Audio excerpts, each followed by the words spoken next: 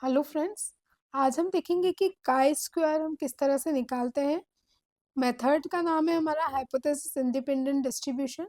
तो hypothesis independent distribution की method से हम काई स्क्वायर को कैलकुलेट करना सीखेंगे। इसमें हमारे पास क्वेश्चन है, में डेटा गिवन है जिसमें मेल्स का डिप्रेशन, साइकोपैथ और एंशियस लेवल दिया है और फीमेल्स का, और उनकी टोटल दी है। सबसे पहले हम देखेंगे एफओ क्या है। तो एफ ओ हमारे पास ये है 15, 60, 10, 30, 60 और 5। तो हम सबसे पहले एफ ओ नोट डाउन कर लेते हैं।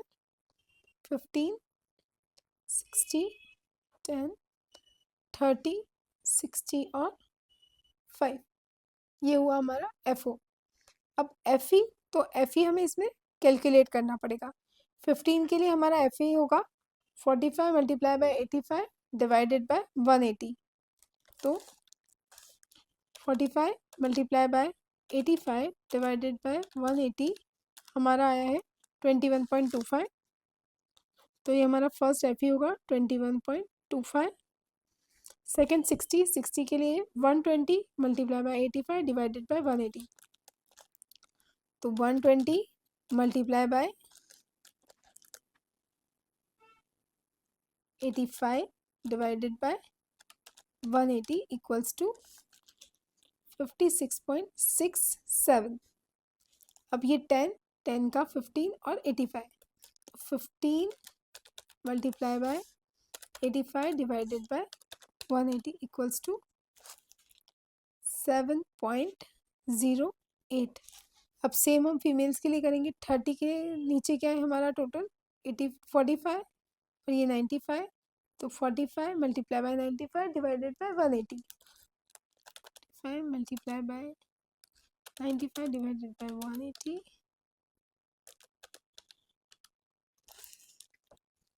23.75। फिर 60 के लिए आया हमारा 120 मल्टीप्लाई बाय 95 डिवाइडेड बाय 180, ये हमारा आ रहा है 63.33। और लास्ट है हमारा 5, जिसमें हम करेंगे 15 मल्टीप्लाई बाय 95 डिवाइडेड बाय 180। तो ये हमारा आया 7.92। पीछे 6 है तो हम इसे राउंड ऑफ करके 2। अब F O minus F E, F O minus F E हमारा क्या हुआ 15 माइनस 21.25, 6.25 माइनस में, फिर 60 minus 56.67, 3.33, then 10 minus 7.08, 2.92, 30 minus 23.75, 6.25, 60 minus 63.33 minus 3.33, and last 5 minus 7.92 minus 2.92। अब होगा हमारा एफ ई का स्क्वायर। तो 6.25 मल्टीप्लाई बाय 6.25 मल्टीप्लाई बाय 6.25, ये आया हमारा square 39.06। 3.33 multiply by 3.33, 11.09। 2.92 multiply by 2.92, 8.53। यहाँ हमारा 2 है तो हम राउंड, पीछे 6 5 के ऊपर कोई भी नंबर आता है तो हम उसे राउंड फिगर करते हैं। फिर से 6.25 multiply by 6.25, 39.06, 3.33 multiply by 3.3, same आएगा 11.09, और 2.92 सेम है तो 8.53। अब हमारा जो इसका आंसर आया है 39.06 को हम डिवाइड करेंगे FE से। हमारी FE की वैल्यू कितनी है 21.25, तो इसका हमारा आंसर आया है 1.84। फिर से 11.09 डिवाइड किससे करेंगे हम FE 56.67, तो हमारा आंसर आया है 0.19। नेक्स्ट हमारा है FE 8.53 divided by 7.08, 1.20, 39.06 divided by 23.75,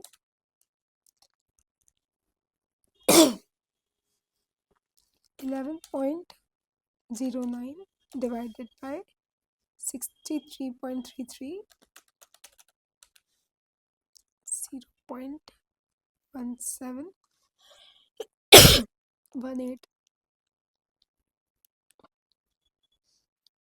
8.53 divided by 7.92।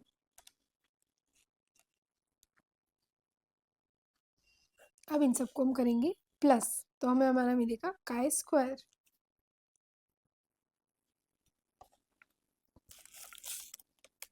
1.84 plus 0.19 plus 1.20 plus 1.64 plus 0.18 plus 1.08 equals to हमारा आंसर आ रहा है 6.13। ये हमारा काई स्क्वायर का आंसर है। अब हम निकालेंगे इसका DF निकालने से पहले हम ये देखेंगे कि हम DF क्या होता है, उसे क्यों कैलकुलेट करते हैं। अगर आपने हमारा ये वीडियो यहाँ तक देखा है और आपको ये कैलकुलेशन समझ आ रही है और मेरा वीडियो पसंद आ रहा है, तो हमारा चैनल अभी नया है तो इसे ज़रूर सब्सक्राइब करके अपना सपोर्ट दीजिए। आपके सपोर्ट से हमें एंकरेजमेंट मिलता है और इस तरह के और भी वीडियोज़ लाने की मोटिवेशन भी। DF निकालने से पहले हम ये देखेंगे कि हम DF क्या होता है, उसे क्यों कैलकुलेट करते हैं। तो DF का फुल फॉर्म है डिग्री ऑफ फ्रीडम। ये हम ऑलमोस्ट हर टेबल में तो कैलकुलेट करते हैं, चाहे वो काई स्क्वायर टेबल हो, T टेस्ट हो, Z टेस्ट हो या F टेस्ट हो, सभी टेस्ट में इसे कैलकुलेट किया जाता है। इससे हमें ये पता चलता है कि जो हमारा हाइपोथेसिस है वो कितने लेवल तक सिग्निफिकेंट है। मतलब हमारा हाइपोथेसिस जो होता है वो हमेशा 100% के लिए हम निकालते हैं कि 100% के लिए हमारा हाइपोथेसिस ये है, पर वो कहीं ना कहीं उसके चांसेस होते हैं गलत प्रूफ होने के, जिसके लिए हम नल हाइपोथेसिस भी लिखते हैं हमारा, कि अगर हमारा गलत हुआ तो और क्या हो सकता है। तो इस चीज़ के कितने % चांसेस हैं कि हमारा हाइपोथेसिस गलत होगा, तो हम ये मान के चलते हैं कि हमारा हाइपोथेसिस गलत होने के 0.05, 0.1 और 0.001 इतने चांसेस हैं कि हमारा हाइपोथेसिस गलत हो सकता है। ये अलग अलग लेवल पे इनका सिग्निफिकेंस देखा जाता है।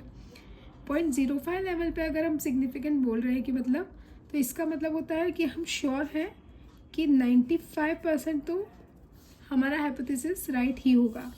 ये 0.05 है, मतलब हमारा इतना पूरा, ये कितना हुआ हमारा 95%, जो हमें लगता है कि हमारा हाइपोथेसिस क्या होगा, करेक्ट ही होगा।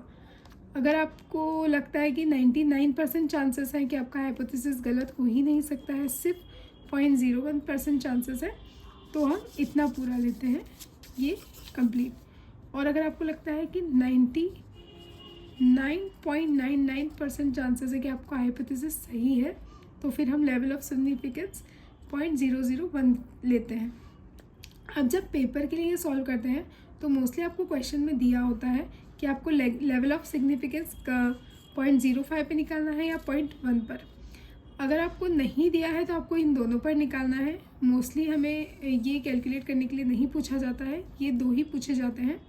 तो अगर आपको 0.05 पे निकालने को कहा है या फिर 95% करके दिया है, तो आपको टेबल U जो हमारा, अगर आप काई स्क्वायर कैलकुलेट कर रहे हैं तो आप देखेंगे table U, T square, T test कर रहे हैं अगर आप, तो आप देखेंगे टेबल टी।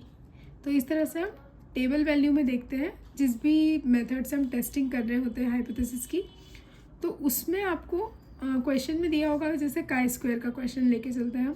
तो अगर काई स्क्वायर में दिया है कि 0.05 पे आप लेवल ऑफ सिग्निफिकेंस निकालिए, तो आपको डी एफ की वैल्यू देखनी है टेबल में 0.05 लेवल पर।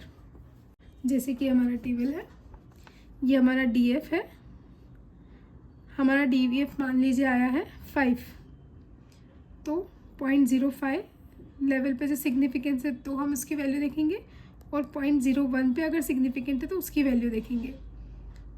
तो आपको जिस तरह से क्वेश्चन में पूछा जाएगा उस तरह से आपको सिग्निफिकेंट जो वैल्यू है ये देखनी है कि इतने परसेंटेज पे आपका जो हाइपोथेसिस है वो किस लेवल तक सिग्निफिकेंट है। और वहीं अगर आप टेबल टी से कैलकुलेट कर रहे हैं तो आपको इसकी वैल्यू टी टेस्ट में टेबल टी से देखनी है। तो इस तरह से इसका कॉन्सेप्ट रहता है कि हम इसलिए 0.05 0.01 इसमें देखते हैं, और अगर इसकी वैल्यू जो है वो हमारा जो आंसर है उससे ज़्यादा है, मतलब हमारा आंसर अगर ज़्यादा है, आंसर की जो वैल्यू आई है हमारे काई स्क्वायर की वैल्यू ज़्यादा है और इसकी वैल्यू कम है, तो हमारा आंसर सिग्निफिकेंट है, जिसका मतलब है कि हमारी नल हाइपोथेसिस रिजेक्ट हो गई है। और अगर हमारा काई स्क्वायर का आंसर कम है और इसका टेबल वैल्यू का ज़्यादा है, मतलब हमारा जो हाइपोथेसिस है, जो वैल्यू है वो इनसिग्निफिकेंट है और हमारी हाइपोथेसिस एक्सेप्ट हो गई है। तो आपको इस तरह से आंसर में लिखना भी है, जो मैं आंसर में आपको लिख के बताऊंगी जब हम सम करेंगे, तब कि आपको उसे किस तरह से आंसर को मेंशन करना है। अब तक के लिए आप ये समझ लीजिए, और अब हम आगे का सम कैलकुलेट करते हैं। अब हम निकालेंगे इसका डी एफ। डी एफ का फॉर्मूला होता है R-1 C-1। रो कितनी है हमारी, 1 और 2, -1, और कॉलम है हमारे 3, 1 2 3, 3 -1। तो ये हमारा हुआ 1 और मल्टीप्लाई बाय 3 -1 2, तो हमारा डी एफ आया है 2। ये हमारी काई स्क्वायर की वैल्यू है, ये हमारा डी एफ आया है 2। अब डी एफ को हम देखेंगे टेबल में, टेबल यू में आपको डी एफ की वैल्यू देखनी है।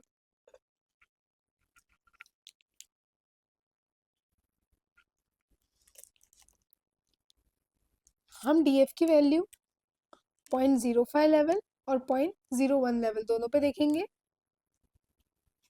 तो डी एफ की वैल्यू हमारी 0.05 लेवल पे है 5.991 और 01 पे है 9.210। तो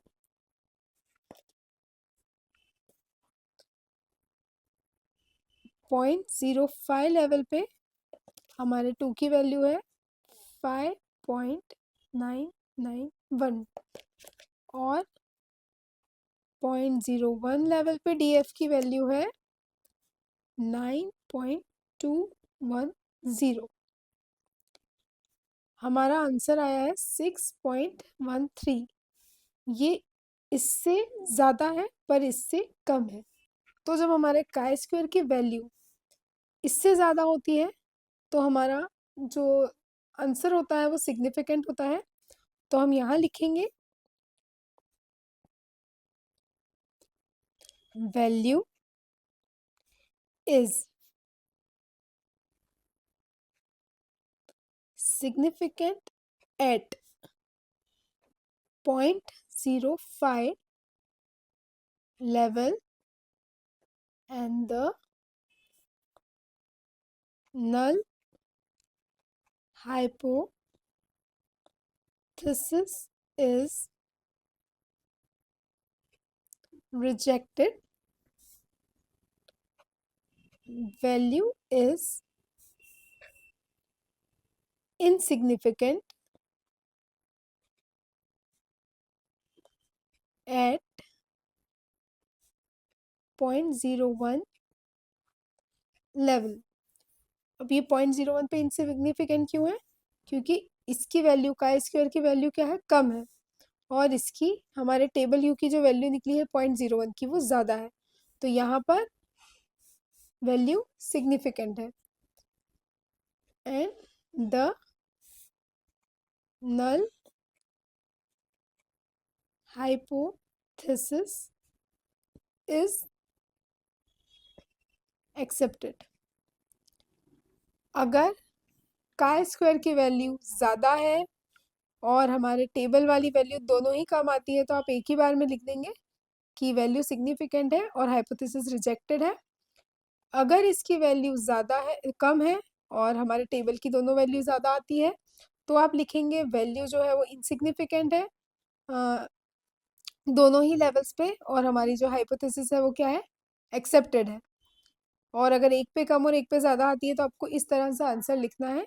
ये लाइन ज़रूर लिखें, इसके बिना आपका आंसर इनकम्प्लीट होगा। तो ये था हमारा आज का वीडियो, जिसमें मैंने आपको बताया कि हाइपोथेसिस इंडिपेंडेंट डिस्ट्रीब्यूशन किस तरह से किया जाता है, उसकी स्टेप बाय स्टेप कैलकुलेशन बताई है, और उसका आंसर किस तरह से लिखना चाहिए ये भी मैंने आपको इसमें बताया है।